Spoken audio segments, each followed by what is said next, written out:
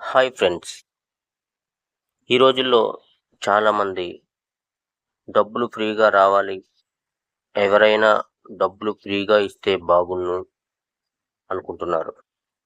అలా ఫ్రీగా ఎవరైనా డబ్బులు ఇచ్చినా అవి మన దగ్గర నిలబడవు.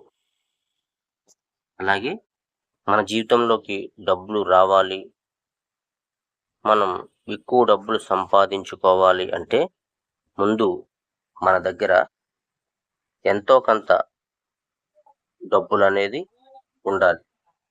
వాటితో పెట్టుబడి పెట్టుకొని ఎక్కువ డబ్బులు సంపాదించాలి.